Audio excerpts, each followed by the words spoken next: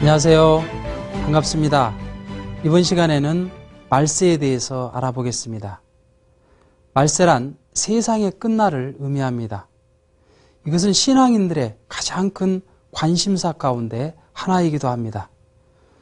우리 한국뿐만이 아니고 세계적으로 이런 사회적으로 큰 이슈가 되어져 왔기 때문에 영화로서도 방영이 된 적도 있는 것이죠.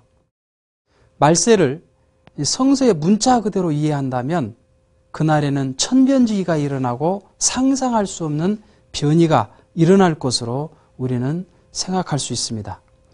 그런데 인류 역사가 타락한 인간들을 창조 본연의 인간으로 복귀시키는 그 복귀 섭리 역사라는 것을 이해하게 될 때 이 말세의 징조가 성서의 문자 그대로 이루어지지는 않을 것이라고 우리는 알 수 있게 되는 것이죠. 성서를 보면 말세는 여러 차례 있어 왔습니다.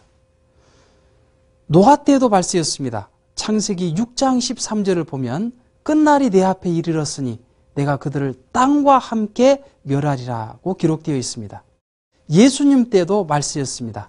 하나님께서는 예수님을 심판주로 보내셔가지고 모든 인류를 심판하실 수 있도록 하셨다고 요한복음 5장 22절에는 기록되어 있습니다.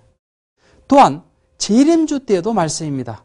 누가복음 17장 26절을 보게 되면 노아 때에 된 것 같이 인자의 때도 그러하리다 라고 말씀하고 계시는 것입니다.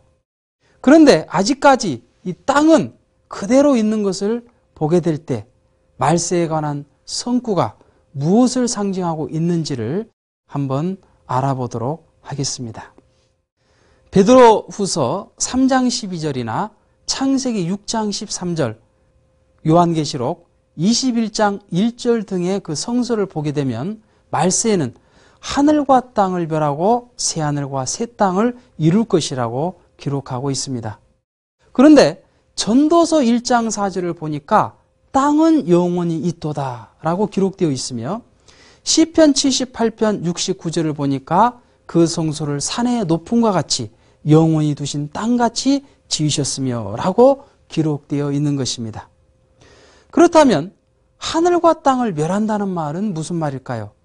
그것은 이 피조 세계를 사탄이 주관하고 있기 때문에 이 사탄의 주권을 멸하고 하나님 주권의 새하늘과 새 땅을 복귀하신다는 의미인 것입니다. 두 번째로 말세에는 하늘과 땅을 불로서 심판하실 것이라고 기록되어 있습니다. 베드로후서 3장 12절을 보면 말세는 하늘이 불에 타서 풀어지고 체질이 뜨거운 불에 녹아진다고 기록되어 있습니다.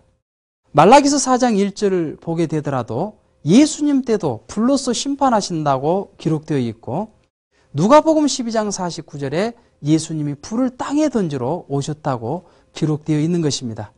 그런데 성서를 보면 불심판한 흔적은 찾아볼 수가 없는 것입니다.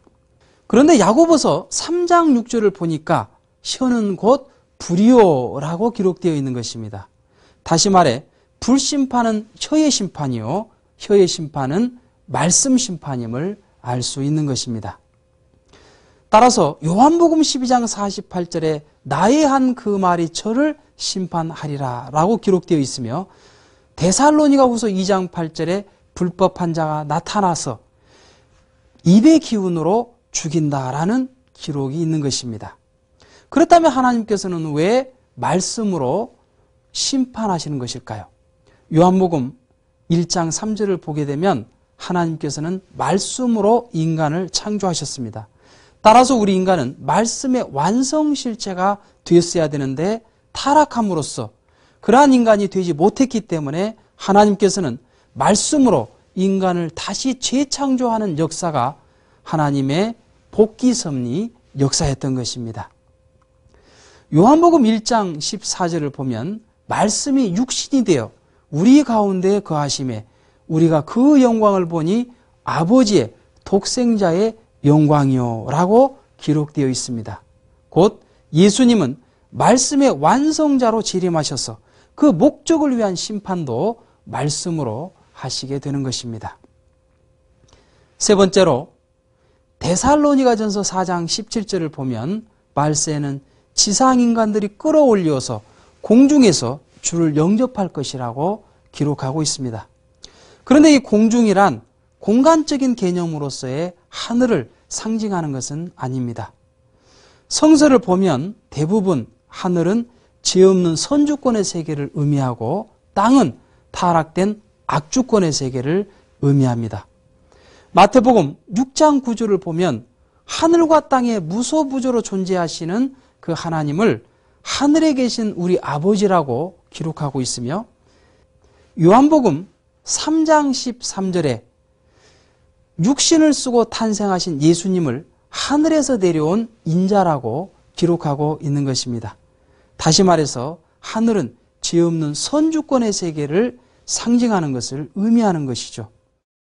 그런데 공중에서 주를 영접한다고 하는 말은 재림주님이 이 땅에 다시 오시면 이러한 악의 주권을 멸하고 선주권을 복귀함으로써 그 세계에서 성도들이 주님을 영접할 것임을 의미하고 있는 것입니다. 네 번째로 마태복음 24장 29절의 말세에는 해와 달이 빛을 잃고 별들이 하늘에서 떨어진다고 기록하고 있습니다. 그런데 창세기 37장 9절을 보니까 요셉이 하루는 꿈을 꾸는데 해와 달과 11별이 자기에게 절하는 것을 꿈을 보고 그것을 아버지인 야곱에게 말을 합니다. 그러니까 그 야곱이 그러면 나와 네 어미와 그리고 네 11 형제가 너한테 가서 절을 하겠느냐라면서 책망하는 그러한 구절이 나오게 됩니다. 여기에서 보면 그 해는 아버지를 상징하고 달은 어머니를, 그리고 별은 자녀들을 상징하는 것을 알 수 있습니다. 신약의 말씀을 가지고 오신 그 예수님께서는 인류를 중생하여 주실 그 참 부모로 오셨기 때문에 그 예수님은 바로 아버지와 같은 입장이고, 그리고 그를 도와서 역사하신 그 성신은 어머니와 같은 입장인 것입니다. 그리고 예수와 성신을 따르는 성도들은 그 자녀와 같은 입장에 있었던 것입니다. 그런데 해와 달이 빛을 잃는다고 하는 것은 재림 메시아께서 이 땅에 새 말씀을 가지고 오시게 되면 예수님과 성신을 중심 삼은 신약의 말씀은 그 사명 기간이 끝난다는 것을 의미하는 것입니다. 그리고 별들이 하늘에서 떨어진다고 하는 것은 재림 메시아가 이 땅에 오셨음에도 불구하고 성도들이 그를 불신함으로써 실족할 수도 있다는 사실을 암시해 주고 있는 것입니다. 그렇다면 말세는 무엇일까요? 말세란 사탄 주권의 죄악 세계가 메시아의 강림을 전환점으로 해서 하나님 주권의 창조 이상 세계로 교체되는 시대를 말세라고 하는 것입니다. 곧 지상 지옥이 지상 천국으로 바꾸어지는 때를 말세라고 하는 것입니다. 네, 그렇기 때문에 말세는 우리 인간들이 지금까지 생각해왔던 천변지기가 일어나는 공포의 날이 아니라 우리 인류가 그토록 소망해왔던 기쁨의 한 날이 실현되는 때가 말세가 되는 것입니다. 그러면 다음 시간에는 신앙생활에 또 하나의 큰 혼란을 야기하고 있는 부활에 대해서 알아보기로 하겠습니다. 감사합니다.